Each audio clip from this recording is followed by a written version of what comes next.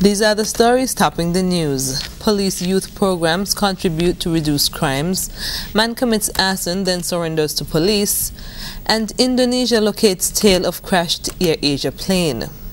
Welcome to ZIZ Midday Newscast for Wednesday, January 7, 2015. I'm Carla Barrage. Now the news in detail.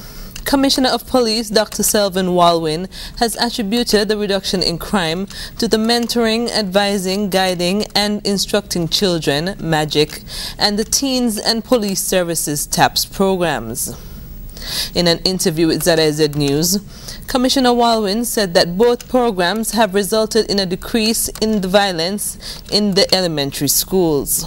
Through our partnerships, we have had people who are willing to assist us in helping our children to choose alternatives to drugs, gangs, guns, and violence.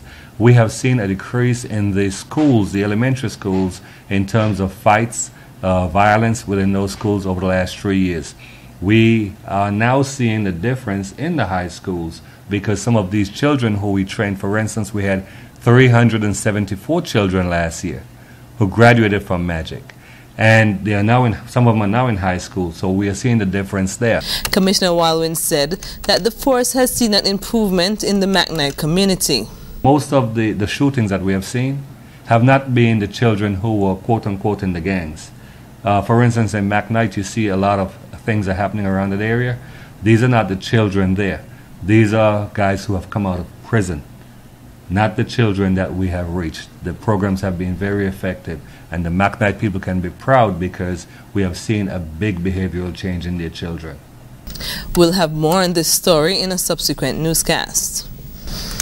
Meeting and incentive planners for major United States corporations are in St. Kitts to participate in the Opus Group's 14th Annual Leadership Summit. The communications unit of the Office of the Prime Minister has confirmed that the group began arriving in St. Kitts over the weekend. The summit is being described as a prestigious business networking event. A former Minister of Social Development in the Nevis Island administration, Hensley Daniel, says the promotion of continued education and training is the only way to eradicate poverty. Many people are stuck in low-paying jobs. So if you have low-paying jobs, you will end up struggling, as it were, and into poverty. It behooves the entire society to transmit to the country a steady stream of education, because this is the major safeguard against poverty now and for the foreseeable future. So that what this study was saying, look, if you want to address poverty, the way you deal with it is to create a steady stream of education at all levels for all people across the board, so that you can get people out of poverty. Daniel's comments came as he addressed the decision of Nevis Premier and Education Minister, the Honorable Vance Amory, to incorporate the Department of Education into the Premier's ministry. Now a look at news on the regional scene. In Guyana, a jilted lover who set his ex-girlfriend's house on fire, leaving one man dead, has surrendered to police. Royston Drakes reports. The man turned himself in to the police hours after he reportedly burned down his partner Seafields firehouse. Gavin Harris, 48, a gold miner, surrendered to the police at Wismar in the company of his mother. He sustained burns about his body and was transferred to the GPSC for further medical treatment. He was later admitted on the police guard. The fire resulted in the death of Clifford Sampson, the foster father of the man's ex-partner, Tobola Abrams. The woman and her fiancé Sean White sustained burns and are now hospitalized at the burns unit of the Georgetown Public Hospital. Several other persons sustained minor injuries and were treated and sent away. It was early Saturday morning that the man went berserk after the woman refused his demand to come out of the house.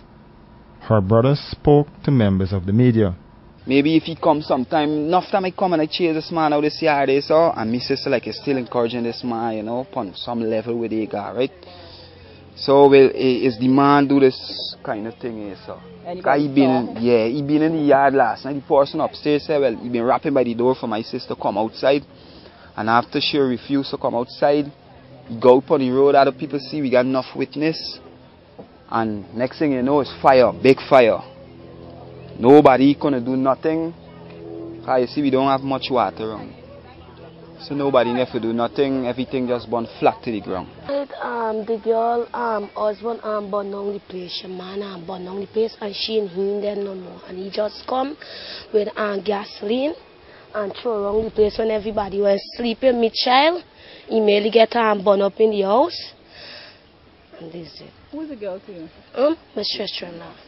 The woman told members of the media she opted out of the troubled relationship with Harris a few months ago, but he refused to accept this reality. Relatives spoke of having to jump from the burning building to escape the flames. St. Lucia's opposition United Workers' Party is demanding a reduction in the price of gas at the pumps. Party officials say they are prepared to protest if this demand is not met, and soon. WP's chairman says consumers should pay no more than $10 per gallon at the pumps. We hear more in this report. The pumps and the party officials want it now. The party chairman Ezekiel Joseph says in an already tough economic climate, the cost of fuel is putting an additional burden on consumers who can ill afford more financial hardships. Some consumers have been lamenting the high cost of fuel at the pumps after the price of oil hit a 4.5-year low last November. Under the current pass-through mechanism, the price is adjusted every 3 months. The last adjustment was made in October 2014. St. Lucians have to speak out about it, and if they are not going to review that policy, I can tell you we are forewarning them that we will do what is necessary for them to review it, and we have had the experience with the patent medication. Joseph says the bottom line is St. Lucians are paying too much at the pumps. And if you do the calculation, they are making much more than $3 on a gallon at the pumps. We are saying that any review should be not more than $10 at the pumps, because if it's much more than $10, which means the government is making more than $3, which they have criticized us about. The UWP chairman says the pass-through mechanism in its present form is hurting St. Lucians. He says the quarterly adjustment is simply a raw deal for the average consumer. Internationally, 10 days after the Air Asia Flight 8501 crash, searchers find the tail section of the plane. Katie Sargent reports. 10 days after Air Asia Flight 8501 crashed into the Java Sea, searchers find a crucial piece of the wreckage. We have found the tail. That has been our main target today. The tail part has been found and confirmed. Now, Bambang Solistio, the head of Indonesia's search and rescue agency, says they're desperately trying to find the black box. Indonesian Air Force officials say the weather on Wednesday was the best it's been in days, improving conditions for the search for more wreckage and victims. The plane, with 162 people on board, crashed in stormy weather while flying from Indonesia to Singapore. Only about a quarter of the bodies have been recovered from the waters off Borneo. When they're found, they're taken to a hospital in Surabaya, where it's up to an international team of forensics experts to confirm their identity. After an overnight manhunt, 2 people are in custody for the Monday night shootings of 2 NYPD officers during a robbery in the Bronx. These latest shootings have heightened tensions in New York, coming just days after the funeral of 2 officers who were assassinated in broad daylight. Michelle Miller reports. In a city already on edge, there was an intense manhunt for the suspects who shot 2 officers. The shootings came just days after the funeral of 2 other NYPD cops killed in the line of duty before Christmas.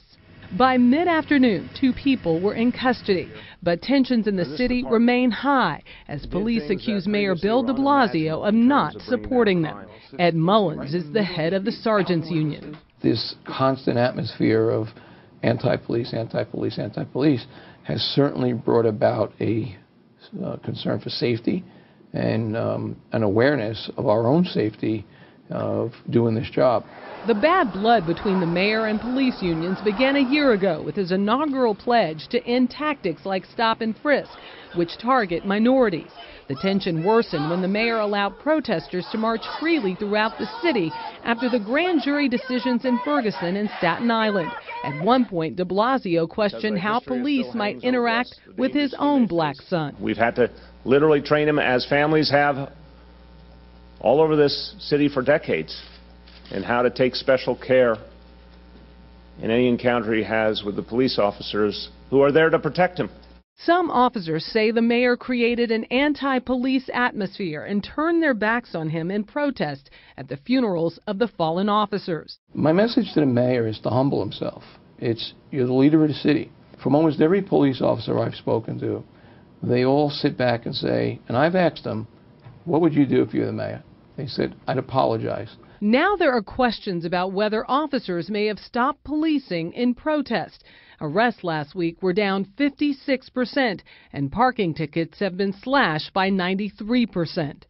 Now the weather. Today will be a sunny day in the Federation.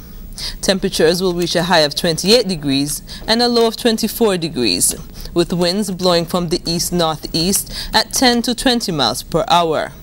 This evening we'll see light showers and sunset will be at 5:52 p.m. That's it for ZIZ Midday Newscast. Join us at 6:30 and 7 p.m. for the evening news. Thank you for joining us. I'm Kyla Barrage.